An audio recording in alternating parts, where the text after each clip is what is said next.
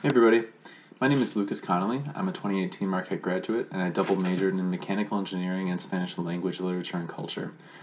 Some might think that that's kind of an unusual pairing, and you're definitely not alone. I had a lot of folks ask me, what had you choosing language as well as which is a relatively soft science, um, alongside a relatively hard science like mechanical engineering. And it's difficult to explain, but it's something that I've just had a passion for kind of my entire life. My journey with Spanish has started when I was in kindergarten. That's when I first started taking classes, but we didn't really get serious about it until probably high school. I think we just learned vocabulary until like eighth grade, and then we finally learned how to talk in sentences. So for all intents and purposes, high school and up. In high school, I kind of developed a passion for Spanish, and I knew I wanted to pursue it in college, but I didn't really know where that would take me. I landed at Marquette mostly for the engineering program and for the community, the culture, which I'm sure you guys have all experienced firsthand and hopefully have come to appreciate as much as I have. But I started out knowing, okay, well, I want to keep working on my language skills and develop them. So I just started out with a Spanish minor. And as I took the classes and learn more about the language and develop my skills, I got kind of glued to it. I really couldn't stop. I couldn't think about the day that I'd be like all done with my minor and then I'm gonna go on with my life and never take a Spanish class again, never really practice it again. That's not something I wanted to happen.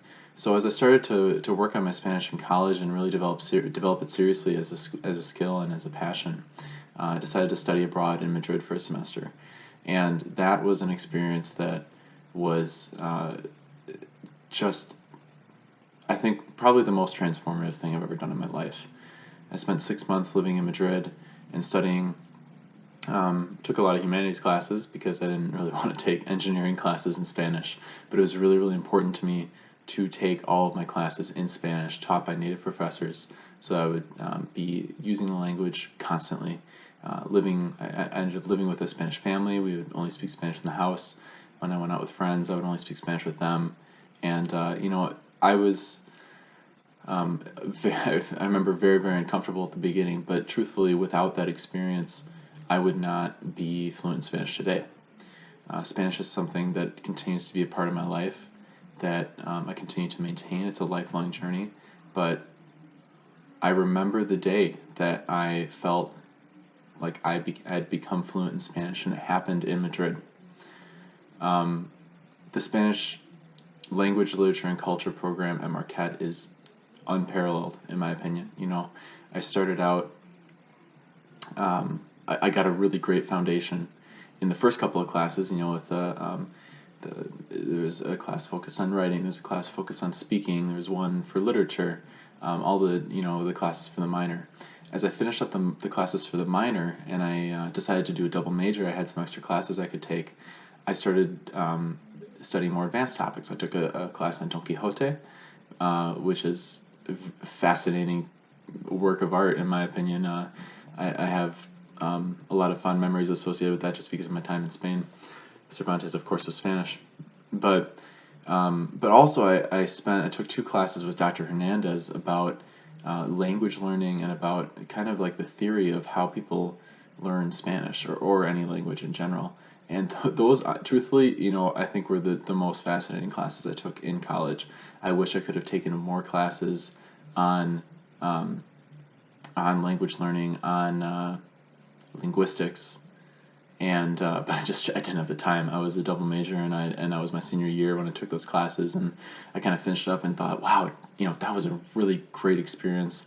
I learned so much about my own language by learning how people learn languages. It is really unbelievable. So that's something that I would recommend to anybody. But I'm a little bit out of order here, but I wanted to say one final thing about my experience in Madrid, which was so impactful to me, not only in developing my language skills and becoming fluent in Spanish, but also just changing my life in a lot of ways. I think a lot of people say that they study abroad and change their life, and I think they all mean it. I think it means something different to every person.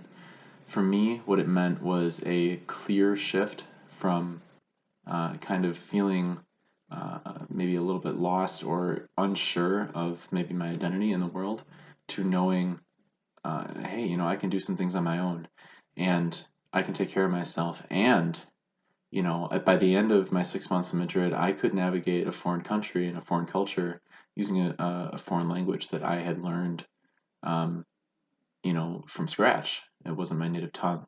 And I was able to communicate clearly and effectively with all the folks there. And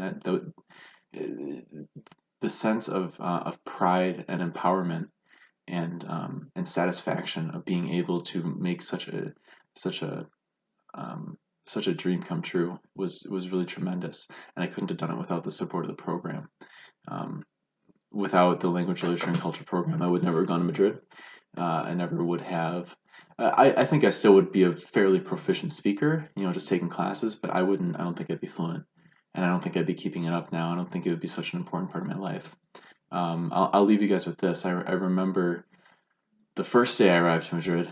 We all got off this plane. There was like a big snowstorm or something, and the plane was delayed by 7 hours. So instead of leaving at 4 p.m., we left at midnight from the United States. And as a result, the program leader on the ground in Madrid, who was going to pick us all up from the airport and bring us back to the hostel for the first couple nights, uh, wasn't there because she went back to bed. And she grabbed some of the other students who came on a different flight that wasn't delayed, and they were all hanging out at the hostel. Now we arrived. So basically, we arrived and we texted her and we said, "Where do we go? What do we do?" And she said, "Oh, just take a taxi into town. This is what you have to do." But to text her, we arrived in Spain.